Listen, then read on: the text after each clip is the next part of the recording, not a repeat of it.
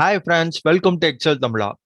இன்னைக்கு நம்ம பார்க்க போறது பார்த்தீங்க அப்படின்னா, இந்த இடத்துல ரோல இருக்கக்கூடிய இந்த டேட்டாவை காலம்க்கு எப்படி மாத்துறது அப்படிங்கிறது தான் இப்போ நம்ம பார்க்க போற மெத்தடு. இது பார்த்தீங்கன்னா ஒரு டூ டைப்ஸ் இருக்கு. அதாவது ஒரு ஷார்ட்கட்டும் இருக்கு, இதுக்கு ஃபார்முலாவும் இருக்கு.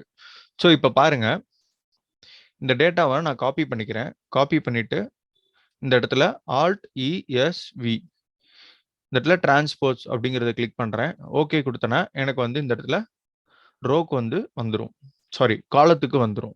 ஸோ இதுதான் காலம், இது ரோ. கரெக்ட்டுங்களா? ஸோ இந்த இடத்துல நமக்கு டேட்டா வந்துச்சு. இதே போல நமக்கு இன்னொரு மெத்தடும் இருக்கு. அதாவது formula is equal to transpose. இந்த இடத்துல பார்த்தீங்க அப்படின்னா டேட்டாவை நம்ம செலக்ட் பண்ணிக்கலாம். செலக்ட் பண்ணி பிராக்கெட் க்ளோஸ். இப்போ நமக்கு இந்த இடத்துல பார்த்தீங்களா வந்துருச்சு.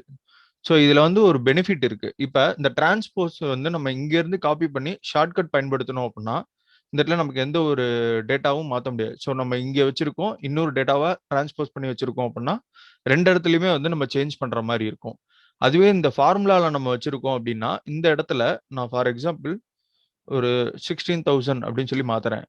இந்த இடத்துல பாருங்க, எனக்கு எல்லாமே மாறிடுச்சு. ஸோ இங்க என்ன டேட்டா இருக்கோ அது அப்படியே இங்கேயே இருக்கும். ஸோ இது ஃபார்முலா பயன்படுத்துறது ஒரு வகையில நமக்கு ரொம்ப யூஸ்ஃபுல்லா இருக்கும்.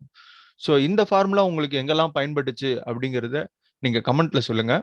இது போல நிறைய வீடியோ பார்க்க மறக்காம நம்ம சேனலை சப்ஸ்கிரைப் பண்ணுங்க, லைக் பண்ணுங்க, ஷேர் பண்ணுங்க. Thank you all.